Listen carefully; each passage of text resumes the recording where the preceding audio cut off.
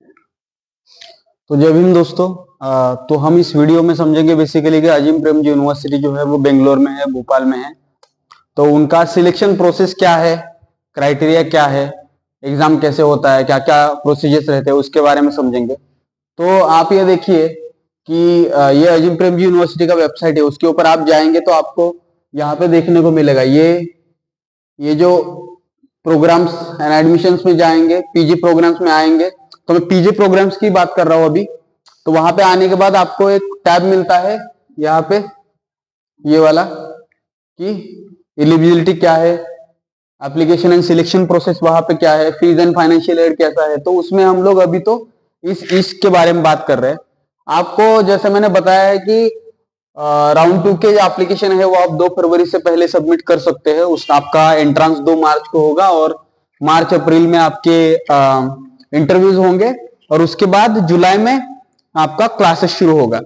तो ये जो प्रोसेस है ये अजीम प्रेमजी यूनिवर्सिटी के जितने भी सारे प्रोग्राम्स है उनका सिमिलर है, बस जो एंट्रेंस है वो इन सम वे थोड़ा सा डिफरेंट रहता है, लेकिन उसका टाइमलाइन सेम ही है। तो आप यहाँ पे देख सकते हो, ये जो है ये ये बेसिकली, एक मिनट जस्ट, सो आप इसको देख सकते हो।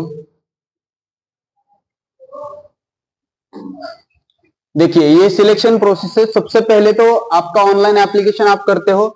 ऑनलाइन एप्लीकेशन जो है वो यूनिवर्सिटी की ऑफिशियल वेबसाइट पे आपको करना पड़ता है, और उसमें आपका पर्सनल डेटा रहता है, एजुकेशनल डेटा रहता है, जो भी बैकग्राउंड है। फिर आपने अगर कोई काम किया है तो उसका वर्क एक्सपीरियंस आपके पास रहता है। और एक बार आप फॉर्म सबमिट करते हो तो आपको 500 रुपए एप्लीकेशन फी भरना पड़ता है।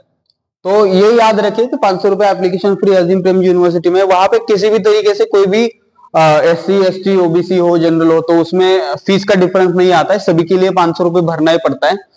अब जो सेकंड स्टेज है वो है national entrance test. National entrance test जो है वो बेसिकली होता है कंप्यूटर बेस्ड, ऑनलाइन होता है। पहले होता था वो ऑफलाइन टेस्ट होता था, लेकिन अभी तो पूरा ऑनलाइन ही होता है। तो ये हो गया। तो अभी क्या है कि आपको ये देखना पड़ेगा यहाँ पे कि एंट्रेंस टेस्ट का सिलेबस क्या है, एंट्रेंस टेस्ट कौन से टाइम पे होता है। अभी जो राउंड 2 है आपका वो कब होने वाला है, यहाँ पे मैंने बताया कि वो मार्च में होने वाला है। तो अभी आपके पास बहुत अच्छा टाइम है, जनवरी फरवरी मार्च, यानी कि कम से कम अराउंड 2 महीने हैं आपके पास। 2 महीने के टाइम में इस एंट्रेंस के लिए आप अच्छे से प्रिपेयर कर सकते हो। बहुत अच्छी अपॉर्चुनिटी है, आप वेबसाइट पे जाके एक्सप्लोर भी कर सकते हो। तो अब आता है एंट्रेंस टेस्ट पे। अब क्या है कि अजीम प्रेमजी का नेशनल एंट्रेंस टेस्ट जो है वो एक ऐसा टेस्ट है जो इजी है, जेनेरिक टेस्ट है, उतना बहुत डिफिकल्ट भी नहीं है।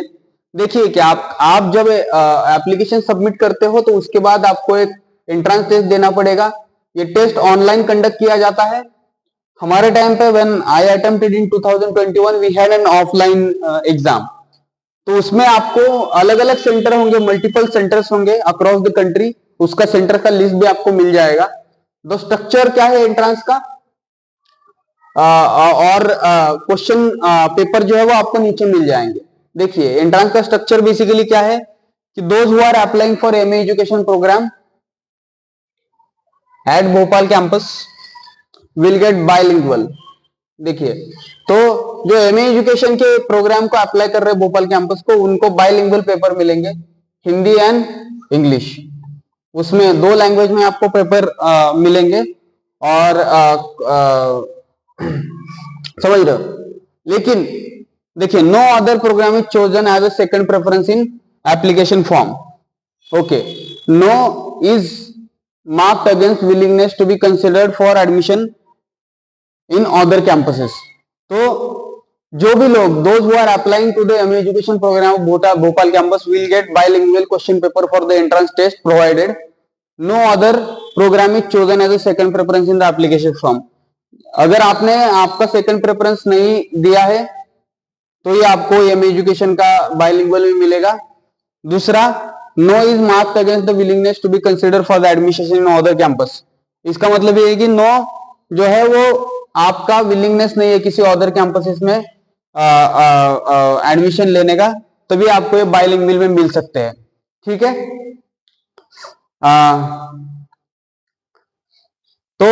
अदर कैंपसेस माने क्या है कि आपको यहाँ पे एडमिशन सिर्फ भोपाल कैंपस में ही मिलेगा आपको, और आपका सेकंड प्रेफरेंस कोई और सब्जेक्ट नहीं होगा, तब आपको ये वहां पे बाइलिंगुअल पेपर मिल सकता है। नाउ आते हैं एक्सटर्नल टेस्ट जो है। देखिए अभी अजीम प्रेमजी यूनिवर्सिटी का अपना एक टेस्ट है। उसके साथ ही अजीम प्रेमजी यूनिवर्सिटी जो है सीयूटी पीजी का स्कोर जो है वो कंसिडर करता है। और वो जो क्या बोलते हैं कि एक्सटर्नल टेस्ट के स्कोर्स है वो फरवरी 2025 तक आपको आने चाहिए। उसका फॉर्म आपको वहां पे एप्लीकेशन फॉर्म मिल जाता है। फरवरी 2025 तक आपको एप्लीकेशन फॉर्म मिल जाएगा। और अगर आप चाहते हो कि admission process through external test जो है, एक्सटर्नल टेस्ट की मतलब क्या है कि अजीम प्रेमजी यूनिवर्सिटी का टेस्ट नहीं देना पड़ेगा आपको, आप सीयूटी पीजी का स्कोर भी यूज यहाँ पे कर सकते हो। लेकिन ज्यादा बेहतर है कि आप अजीम प्रेमजी यूनिवर्सिटी का ही टेस्ट दे, तो आप वहां पे रजिस्टर कर सकते हो ताकि आपको उसके बारे में अपडेट मिले। और स्टेज 3 होता है आपका पर्सनल इंटरव्यू। पर्सनल इंटरव्यू जो है वो बहुत इंपॉर्टेंट स्टेज है। एक बार आपका ऑनलाइन टेस्ट हो गया तो फिर आता है आपका पर्सनल इंटरव्यू। पर्सनल इंटरव्यू जो है वो अप्रैल मार्च में होंगे। अभी जो राउंड 2 आने वाला है उसका जो आपका होगा वो मार्च अप्रैल में होंगे, ठीक है। तो इस टाइम पे 2025 इस टाइम पे आपके इंटरव्यूज होंगे यहाँ पे। तो based on national entrance test आपको पर्सनल इंटरव्यू के लिए बुलाया जाएगा। और इंटरव्यू जो है वो बहुत क्रूशियल स्टेज है, क्योंकि हो सकता है कि आपने एंट्रेंस क्लियर कर लिया हो, एंट्रेंस टेस्ट क्लियर कर लिया हो, लेकिन पर्सनल जो इंटरव्यू है आपका पीआई पर्सनल इंटरव्यू, तो अगर वो पास नहीं होता है तो आप यहाँ पे एपीयू में एडमिशन नहीं ले सकते हो। तो ये एक इंपॉर्टेंट प्रोसेस है, तो उसको थोड़ा सा देख लीजिए। तो आपके इंटरव्यू जो होंगे वो अप्रैल मई में होंगे, नहीं मार्च अप्रैल में इंटरव्यूज आएंगे। तो ऑनलाइन होंगे और at one of the university centres. अब देखिए कि हो सकता है कि आपके इंटरव्यू ऑनलाइन भी हो सकता है कि अगर यूनिवर्सिटी डिमांड कर लेगी आपके इंटरव्यू, आपके पास ही कोई हमने सेंटर डिसाइड कर लिया वहां पे हो, तो वो भी वहां पे भी हो सकता है आपका ये। यहाँ पे जाएंगे आप, click here for the sample question papers, तो आपको यहाँ पे क्वेश्चन पेपर मिल जाएंगे डिटेल में पूरे जो भी उन्होंने दिए हैं। तो इस साल अजीम प्रेमजी यूनिवर्सिटी ने MSc climate change and sustainable नाम का कोर्स भी लेके आए हैं, तो उसके भी क्वेश्चन पेपर्स आपको अभी तो यहाँ पे अवेलेबल नहीं है, तो वो भी आपको सारी चीजें वहां पे मिल जाएंगी, ठीक है। अब आते हैं अपन एंट्रेंस टेस्ट का बेसिक क्या है, सिलेबस और एंट्रेंस टेस्ट में बेसिक किस स्ट्रक्चर में क्वेश्चंस आएंगे आपको। तो देखिए कि एमए डेवलपमेंट अजीम प्रेमजी यूनिवर्सिटी में पार्ट 1 पार्ट 2 दो ये होंगे आपको क्वेश्चंस टाइप होंगे। पहला ये है कि आपका एमसीक्यू टेस्ट होगा 40 सवालों का। उसमें 40 सवालों में से 15 एमसीक्यू जो है वो आरसी की होंगी। मतलब क्या है, आरसी माने रीडिंग कॉम्प्रिहेंशन की 15 होंगी। हाँ, फिर है क्वांटिटेटिव रीजनिंग। तो क्वांटिटेटिव रीजनिंग के आपकी कितनी एमसीक्यू आएंगे आपको, 15 एमसीक्यू। फिर अवेयरनेस, सोशल अवेयरनेस, तो जो अवेयरनेस है उसकी कितनी एमसीक्यू आएंगे आपको, 10। ये 15, ये 15, तो 15 15 30 और 10 45। तो टोटल आपको कितने एमसीक्यूज आएंगे, नहीं 15 15 30, 15 15 30 40, हाँ 40, तो 40 ही आएंगे। और एक बात याद रखिए कि आपको कोई भी निगेटिव मार्किंग नहीं है, दैट इज वेरी इंपॉर्टेंट। यहाँ पे देखिए there is no negative marking. तो एमए डेवलपमेंट में एडमिशन लेने के लिए आपको क्या करना होगा, 40 एमसीक्यू का एक टेस्ट देना पड़ेगा, जो 15 रीडिंग कॉम्प्रिहेंशन की होगी, 15 एमसीक्यू क्वांटिटेटिव रीजनिंग की होगी और 15 या 10 एमसीक्यू सोशल अवेयरनेस की होगी। साथ ही साथ आपको 2 डिस्क्रिप्टिव क्वेश्चन में से एक डिस्क्रिप्टिव क्वेश्चन का आंसर लिखना होगा। अब ये डिस्क्रिप्टिव क्वेश्चन कैसे होते हैं, ये डिस्क्रिप्टिव क्वेश्चन आपको कंप्यूटर बेस्ड टेस्ट पे ही लिखने होते हैं। मतलब आपको टेस्ट आएगा, उसमें राइटिंग के लिए आपको एक स्पेस मिलेगा और इसमें आपको टाइप करना है। और आपका ऐसे करके 500 वर्ड्स का ऐसे आपको लिखना है। 2 सवाल आएंगे, उसमें से कोई भी एक ऐसे आप चूज कर सकते हो। अब ये ऐसे क्या होता है, अजीम प्रेमजी यूनिवर्सिटी में ऐसे कैसे आता है, उसके लिए अपन डिटेल में बात करेंगे, लेकिन अभी तो सिर्फ अपन एग्जाम का फॉर्मेट समझ रहे हैं, स्ट्रक्चर समझ रहे हैं, ठीक है। तो थोड़ा सा उसको समझ लेना। अब चलते हैं अपन आगे। ये देखिए, अब सेम जो मास्टरिंग पब्लिक हेल्थ है, मास्टर ऑफ पब्लिक हेल्थ जो कोर्स है, इसमें भी सेम 40 एमसीक्यू है, 15 आरसी के है, 15 रीजनिंग के है और अवेयरनेस के 10 है, निगेटिव मार्किंग नहीं है।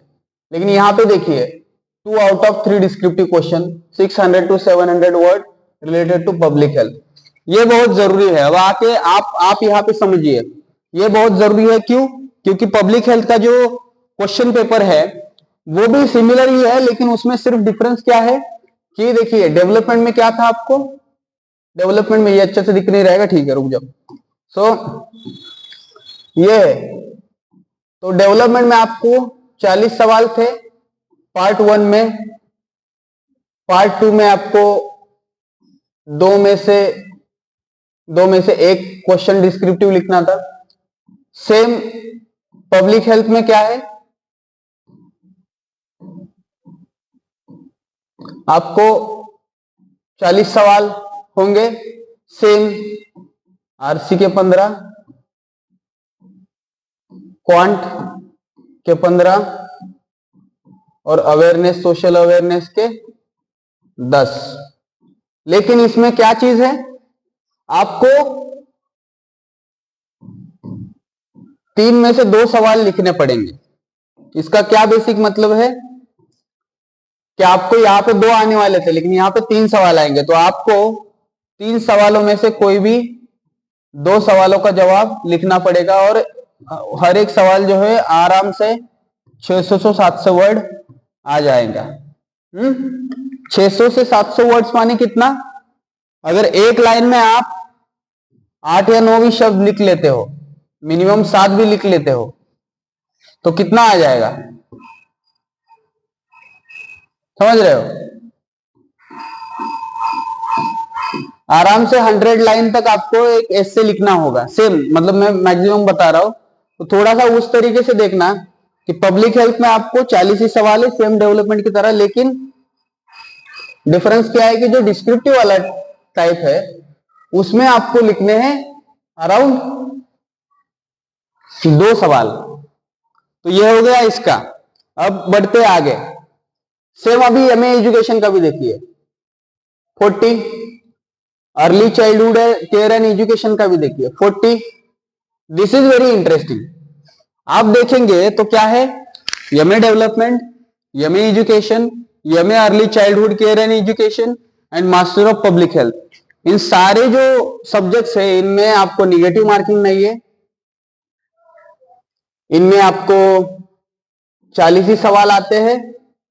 40 में से रिपीट कर रहा हूं, आरसी के, क्वांट के, और फिर आपको आ रहे अवेयरनेस, सोशल अवेयरनेस के 15 15 10। 15 15 10 का फॉर्मूला है।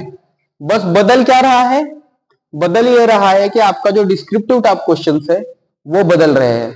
वो कैसे बदल रहे हैं, देखो सेम है। अभी यहाँ पे क्या है, 4 में से 2 लिखने हैं आपको, 400 से 500 वर्ड, वर्ड लिमिट भी चेंज हो रहा है। Early childhood care and education में भी आपको 4 में से 3 लिखने हैं। अब देखिए क्या है, 4 में से 3, तो एजुकेशन जो है एमए एजुकेशन, उसमें आपको 4 में से 2 लिखने हैं। Early childhood care and education, उसमें आपको 4 में से 3 लिखने हैं। हाँ, पब्लिक हेल्थ, उसमें आपको 3 में से 2 लिखने हैं। तो ये रट्टा मारने की जरूरत नहीं है, सिर्फ आप याद रखना कि आप जो भी कोर्स देने वाले हो तो आपके पास ये, आप इसका प्रिंट भी करवा के ले सकते हो। तो सिर्फ याद रखना कि ये इस तरीके से काम करता है। अब आते हैं अपन इसके ऊपर, ये देखिए क्लाइमेट चेंज एंड सस्टेनेबिलिटी। उसका थोड़ा सा फॉर्मेट अलग है। Now this is very much domain specific. यहाँ पे क्या है कि 50 जो क्वेश्चंस है उसमें से क्लाइमेट एंड सस्टेनेबिलिटी पे 20 क्वेश्चंस आएंगे, क्वांटिटेटिव स्किल्स पे 20 क्वेश्चंस आएंगे, डेटा लिटरेसी पे 10 क्वेश्चंस आएंगे। अब डेटा लिटरेसी क्या है, ये तो पूरा डोमेन स्पेसिफिक हो गए। क्लाइमेट एंड सस्टेनेबिलिटी जो है उसके ऊपर आपको 20 एमसीक्यूज आएंगी। क्वांटिटेटिव स्किल जो है उसमें जो बेसिक स्किल्स होते हैं मैथ्स के बेसिक, आप कितना कैलकुलेशंस कर सकते हो उसके अराउंड ये वाला। और इसमें भी जनरली डेटा इंटरप्रिटेशन ही ज्यादा आता है। एमए डेवलपमेंट का पेपर देखोगे आप तो, हाँ, डेटा इंटरप्रिटेशन। लेकिन इन्होंने अभी सेपरेट इसमें एक एलिमेंट दिया है डेटा लिटरेसी का, तो इसमें 10 क्वेश्चन आते हैं। तो डेटा लिटरेसी में क्या है कि आपको ऐसा टेबल दिया होगा, उसमें कुछ डेटा दिया होगा एक्स वाई जेड, मान लो 25 20, उसको आपको डेटा को इंटरप्रेट करना है और डेटा के ऊपर कुछ सवाल आएंगे तो उसको सॉल्व करना है। तो उसका ये फॉर्मेट होगा। सेम इसमें भी निगेटिव मार्किंग नहीं है, किसी में भी निगेटिव मार्किंग नहीं है एक्सेप्ट, अब देखिए MSc in climate and sustainability में सेकंड पार्ट डिस्क्रिप्टिव राइटिंग का है ही नहीं। यहां पे डिस्क्रिप्टिव राइटिंग का सेकंड पार्ट है ही नहीं। तो आपको सिर्फ ये देखना है कि इसमें डिस्क्रिप्टिव राइटिंग का सेकंड पार्ट है ही नहीं है। अब बढ़ते हैं अपन आगे, चलिए। तो अब आते हैं एमए इकोनॉमिक्स पे। इकोनॉमिक्स क्या है, जिनको भी अजीम प्रेमजी यूनिवर्सिटी में एमए इकोनॉमिक्स करना है उनको 35 एमसीक्यू का एक पेपर देना पड़ेगा। माइक्रो इकोनॉमिक्स, अब मैं डीप में नहीं जाता हूं कि माइक्रो मैक्रो क्या है, जिनको इकोनॉमिक्स में इंटरेस्ट है उनको बेसिक चीजें तो पता होनी चाहिए। तो जो माइक्रो इकोनॉमिक्स है उसके 10 क्वेश्चंस है, जो मैक्रो इकोनॉमिक्स है उसके 10 क्वेश्चंस है, क्वांटिटेटिव के 10 क्वेश्चंस है, और एनालिटिकल एमसीक्यूज 5 है। लेकिन there is negative marking now. There is negative marking, 2 marks for correct answer, -1 for wrong answer, 0 for not attempted। मान लीजिए कि क्वेश्चन नंबर 15 है और क्वेश्चन नंबर 16 है, 2 ही क्वेश्चन का पेपर है, 4 टोटल मार्क का पेपर है।